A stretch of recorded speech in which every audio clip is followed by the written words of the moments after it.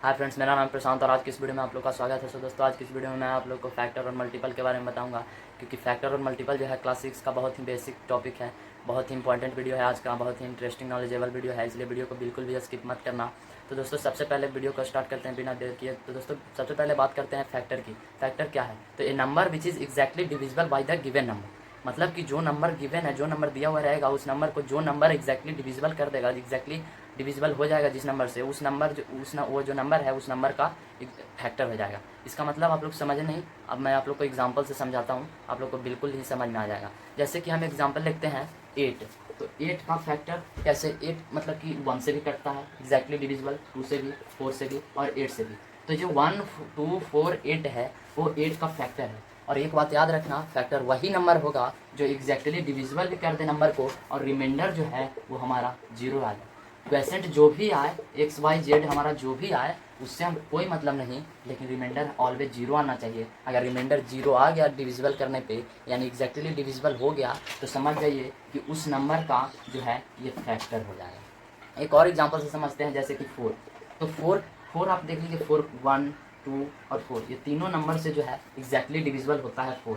ठीक है, तो 4 का फैक्टर क्या हो गया? 1 2 और 4, यानी जिस नंबर से ये जो गिवन नंबर है एग्जैक्टली डिविजिबल हो जाए, उस वही नंबर जो है वो इस नंबर गिवन नंबर का फैक्टर हो जाएगा। यानी 4 गिवन है और 1 2 और 4 से एग्जैक्टली डिविजिबल हो जाएगा 4, इसीलिए 4 का फैक्टर है 1 2 और 4। ठीक है, तो आई होप दोस्तों आप लोग को समझ में आ गया होगा फैक्टर। तो दोस्तों, नेक्स्ट टॉपिक है हमारा मल्टीपल। मल्टीपल क्या है? तो a number which is multiply by any natural number and the result is given is equal to multiple. यानी किसी भी नंबर को नेचुरल नंबर से मल्टीप्लाई करते हैं और जो हमारा रिजल्ट आता है वही हमारा उस नंबर का मल्टीपल होता है। आपको एग्जांपल से समझ में आ जाएगा। ठीक है, अगर ऐसा नहीं आया तो एग्जांपल से डेफिनेटली समझ में आ जाएगा। आप लोग समझने की कोशिश करना, क्योंकि मैथ जो है समझने की चीज़ है, रटने की नहीं। तो आप लोग समझने की कोशिश कीजिएगा। जैसे कि 4 है और इस 4 को अगर किसी भी नेचुरल नंबर से हम डिविजिबल करते, सॉरी मल्टीप्लाई करते हैं, लाइक 2 हमारा नेचुरल नंबर है, तो 8 जो है वो 4 का मल्टीपल है। कौन सा मल्टीपल है? तो सेकेंड मल्टीपल, यानी 4 का सेकेंड मल्टीपल 8 है। आपको एक चीज़ बता दें कि नंबर इंटू नेचुरल नंबर, यानी कि नेचुरल नंबर से किसी भी नंबर को अगर मल्टीप्लाई करते हैं तो रिजल्ट आएगा वही हमारा मल्टीपल हो जाएगा, वही हमारा मल्टीपल हो जाएगा। जैसे एक और नंबर लेते हैं 6 इंटू 3, 18 हो जाता है। तो 6 का जो मल्टीपल है वो 18 है। कितना मल्टीपल है? तो 6 का थर्ड मल्टीपल 18 हो जाएगा। जैसे कि कहीं भी पूछे कि 8 का फिफ्थ मल्टीपल, तो 8 इंटू 5 कर देंगे 40। तो 40 हमारा क्या आ गया? 8 का फिफ्थ मल्टीपल। 8 का फिफ्थ मल्टीपल हमारा क्या आ गया? 40। तो आप लोग समझने की कोशिश करो कि मैं कहना क्या चाहता हूँ, कि यानी ये जो नंबर है वो फिफ्थ सिक्स्थ जो भी। और एक बात याद रखना कि फैक्टर का लिमिट होता है। जैसे कि 4 ले लेते हैं एग्जांपल, तो 4 का फैक्टर क्या है? 1 2 और 4। ये लिमिट है कि इसका 3 ही फैक्टर होगा 4 का, लेकिन 4 का मल्टीपल का लिमिट नहीं है। अगर यहाँ पे हम 2 के जगह करोड़ भी कर दें, लाख भी कर दें, 8 भी कर दें, 9 भी कर दें, और जो यहाँ पे हमारा रिजल्ट आएगा 32, तो यही हो जाएगा 4 का एट्थ मल्टीपल 32। यानी कि मल्टीपल का लिमिट नहीं है, लेकिन फैक्टर का लिमिट है। अब जैसे कि पूछा जाए कि 6 का फिफ्थ मल्टीपल, तो हम क्या करेंगे? 6 इंटू 5 करेंगे, यानी 30 जो हमारा हो जाएगा वो 6 का फिफ्थ मल्टीपल। तो दोस्तों, कभी कभी एग्जाम में पूछता है कि 5 का फर्स्ट 6 मल्टीपल बताइए। तो 5 into 1, 5 into 2, 5 into 3, 5 into 4, 5 into 5, 5 into 6।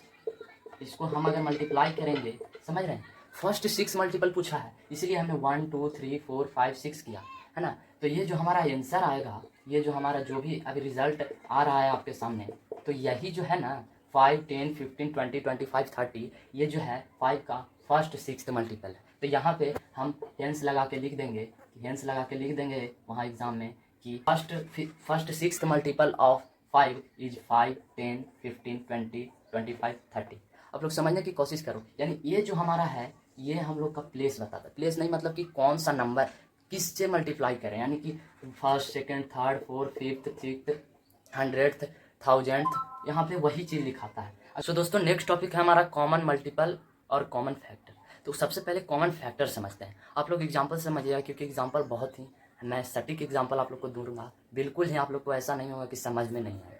जैसे कि दो पर्सन है, दो आदमी है, फर्स्ट एंड सेकंड, इन दोनों का कैरेक्टर क्या है, यानी इन दोनों के अंदर जो अच्छाई बुराई जो भी होता है क्या है कि ये जो है पढ़ने में इंटेलिजेंट है और ये जो है पढ़ने में ये भी इंटेलिजेंट है, लेकिन ये जो है गुड है यानी अच्छा आदमी है, लेकिन ये जो है वो बैड है, ये जो है बैड है। आप लोग एग्जाम्पल से समझने की कोशिश करना। ये इंटेलिजेंट तो दोनों है और एक है गुड और एक है बैड, यानी ये जो है सबका अच्छा ही सोचता है कि भाई उसका अच्छा हो जाए, ठीक है, बुरा या नहीं सोचता, लेकिन ये जो है वो बुरा सोचता है। अब देखिए कि इन दोनों आदमी में कॉमन चीज़ क्या है। कॉमन का मतलब ही होता है जो सब में हो।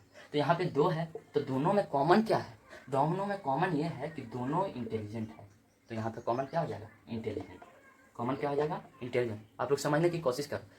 तो दोस्तों सेम चीज़ होता है फैक्टर में भी, कॉमन फैक्टर में भी। अब जैसे कि हम एक चीज़ याद रखिएगा कि जो कॉमन फैक्टर होगा या तो एटलीस्ट दो रहना ही चाहिए, कम से कम दो का ही निकलेगा कॉमन फैक्टर, दो या दो से ज़्यादा, यानी कम से कम दो रहना ही चाहिए। तो कॉमन फैक्टर निकालने के लिए जैसे हम ले लेते हैं एग्जाम्पल के लिए 4 और 8, तो 4 का फैक्टर क्या होगा, 4 का फैक्टर होगा 1, 2 और 4, और 8 का क्या होगा 1, 2, 4 एंड 8।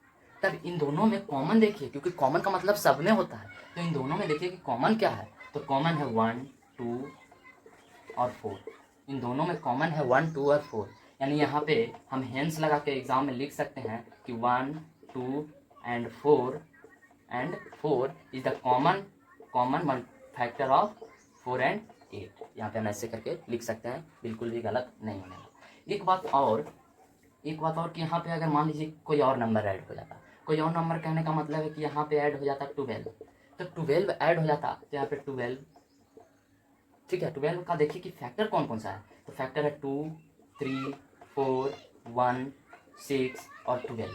अब इन तीनों में कॉमन देखिए, कि तीनों में कॉमन कौन है, तो तीनों में कॉमन है 1 जो कि तीनों में है, 2 तीनों में है, 4 तीनों में है, लेकिन और कुछ भी कॉमन नहीं दिख रहा है। तो यहाँ पे जो भी नंबर रहे, यहाँ पे 2 रहे, 4 रहे, 5 रहे, जो भी नंबर रहे, इन सब का बगल में फैक्टर लिख लेना और कॉमन देखना, और कॉमन को थोड़ा सा हाईलाइट करके वहाँ पे हेंस लगा के लिख देना कि 1, 2 and 4 is the common factor of 4, 8 and 12।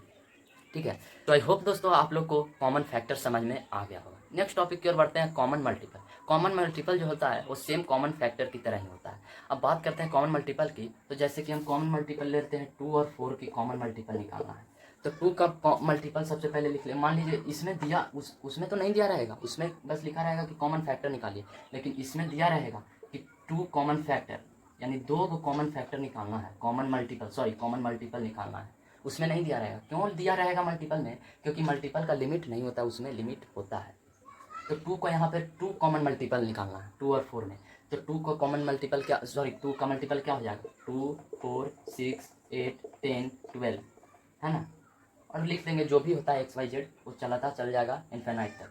अब यहाँ पे लिखेंगे 4, 8, 12, 16, 20, जो भी है डॉट डॉट डॉट हम लिखते चले जाएंगे, ठीक है। अब इसमें देखेंगे कि कॉमन मल्टीपल क्या है जो दोनों में है, तो 4 देखिए दोनों में है, 8 देखिए दोनों में है, हमको 2 बोला है तो हम 2 ही लिखेंगे, हेंस लगा के यहाँ पे लिख देंगे कि 4 and 8 is the common multiple of 2 and 4।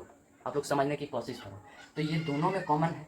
अगर यहाँ पे 3 रहता तो 16 भी हो जाता, इस 2 को और बढ़ा देते, 12 भी यहाँ पे हो जाता, 3 रहता तो 4 रहता। तो यानी जितना ज़्यादा ये नंबर रहे, ये जो नंबर जितना ज़्यादा, मान लीजिए इसका ये जितना ज़्यादा रहे, मल्टीपल को भी उतना ज़्यादा बढ़ाना पड़ेगा, क्योंकि मल्टीपल लिमिट नहीं होता। इसलिए अब देखिएगा क्वेश्चन में कि कॉमन मल्टीपल जो है वो दिया हुआ रहता है कि 2 कॉमन मल्टीपल निकालिए 2 और 4 का।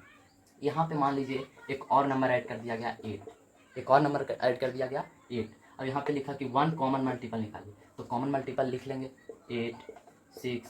मल्टीपल लिख देंगे तीनों का, 8, 16, 24, 32, 40, इस तरीके से हम लिख लेंगे। अब कॉमन देखेंगे, मुझे 1 बोला गया है तो 8 जो है वो तीनों में है, और आगे बढ़ते 2 बोलता तो इस 2 को और डॉट डॉट डॉट बढ़ा देते, 16 जो है तीनों में मिल जाता। अगर 3 बोलता, जो बोलता उसको हम इधर बढ़ा देते मल्टीपल में, ठीक है, और फिर हेंस लगा के लिख देंगे 8 is the common multiple of 2, 4 and 8।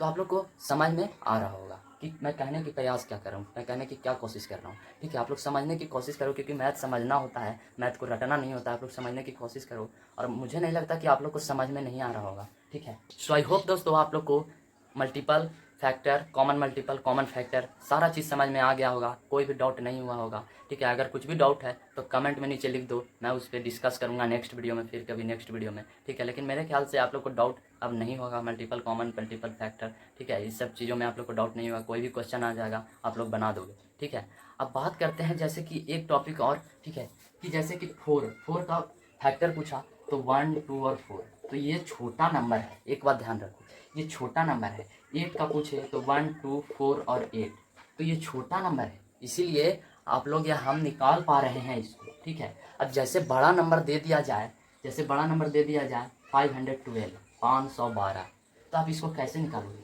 क्या ऐसे निकल जाएगा? तो बिल्कुल ही नहीं निकलेगा, क्योंकि आप लोग मिलाओगे कि 1 से करता है कि नहीं, 2 से करता है कि नहीं, 3 से करता है कि नहीं, ऐसे देखोगे तो आपका तो बहुत समय चला जाएगा एग्जाम में।